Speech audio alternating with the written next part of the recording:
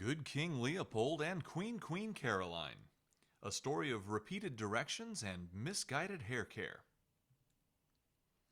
Use your singing, whispering, shouting, or speaking voice to help tell the story of Good King Leopold and Queen Caroline. The Queen Caroline parts go like this.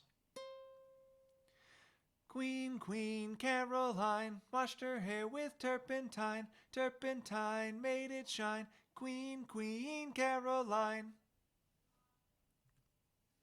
The King Leopold parts go like this. Good King Leopold, may we cross your kingdom? You must ask again, this time use your whisper voice.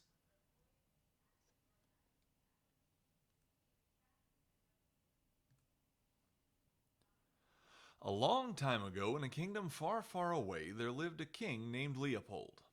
Leopold was a fair king and had a great sense of humor.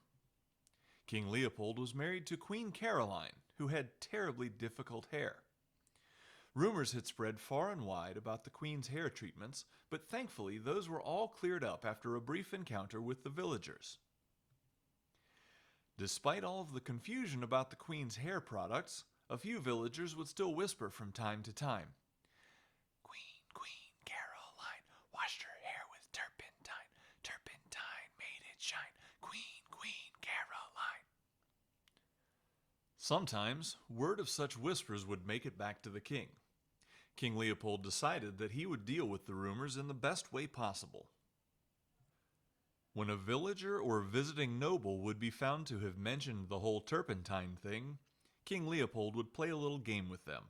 You see, King Leopold's kingdom was built around a very important road. This road was one that must be used to go just about anywhere. People who were in the king's good favor would only need to request once to cross his kingdom.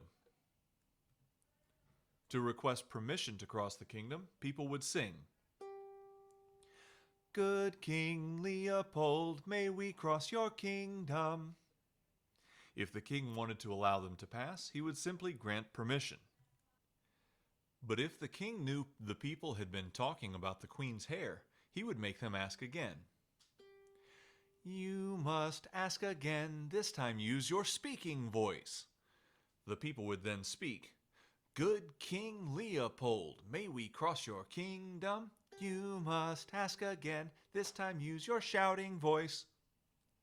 This could go on for a while, until the king felt like the people had learned their lesson. Only then would he allow them to pass. One day, a large group of nobles from the kingdom of this land came to the gates of King Leopold's castle requesting passage. King Leopold knew that this particular bunch had been gossiping about Queen Caroline. He had even heard them walking up the road shouting, Queen Caroline, washed her hair with turpentine. Turpentine made it shine. Queen Caroline. No way was King Leopold going to let this happen. When the nobles made the request, King Leopold pretended to not know what they were saying.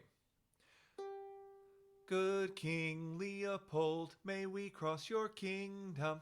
You must ask again, this time use your shouting voice. Good King Leopold, may we cross your kingdom? You must ask again, this time use your singing voice. Good King Leopold, may we cross your kingdom? You must ask again, this time use your whisper voice. Good King Leopold, may we cross your kingdom? This went on for some time, much to the delight of the king. He was really enjoying himself and was pretty sure the nobles were getting the point. But then, suddenly, the queen appeared. It was as if the nobles couldn't help themselves. It started as a whisper. Queen Caroline washed her hair with turpentine. Turpentine made it shine. Queen Caroline. It then got louder. Queen Caroline washed her hair with turpentine. Turpentine made it shine. Queen Caroline. It then got even louder. Queen Caroline washed her hair with turpentine. Turpentine made it shine. Queen Caroline. The next thing King Leopold knew, the nobles were singing. Queen, Queen Caroline, washed her hair with turpentine. Turpentine made it shine. Queen, Queen Caroline. Now the king was upset. How dare they talk about his queen? And the singing! My goodness, this cannot be. The king shouted at the nobles, "Stop!" The nobles stopped. They knew they had made a mistake. The head noble stepped forward. He knew he needed to apologize to the king and queen. "Your Highness," he began, "please accept my sincere apologies. We never meant to say anything upsetting to you, especially not about the lovely queen and her hair treatments." King Leopold was not yet impressed. "Why should I let you pass through my kingdom after you whispered, spoke, shouted, and sang about the trouble that my wife has with her hair?" "Your Highness," the noble said, "I realize it was in poor taste, especially the shouting and singing. It's just that the song is so doggone catchy." King Leopold thought for a moment. He looked at Queen Caroline and said to her, "You know, he has a point. That song is pretty catchy. And if it weren't about your lovely hair, it would be quite a hit." The nobles looked up at the king nervously. King Leopold cleared his throat. "Hear ye, hear ye. I am making a decree that from this day forth I will no longer punish those who sing about the queen's hair." The nobles celebrated. "Hooray!" they shouted. "Wait, I'm not done. Anyone who sings about the queen's hair must do so in their most lovely singing voice, or they will suffer the consequences." The nobles looked at each other and quietly whispered to one another. Whisper, whisper, whisper. The head noble stepped forward once more to address the king. "Your Highness, fair enough." "Then you may pass," shouted the king, "but only after you sing your request one last time."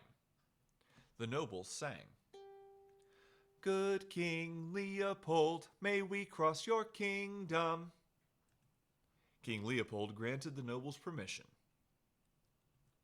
The nobles traveled onward, thankful that they wouldn't be late for their appointment in the kingdom of Weaseltown. Wesselton.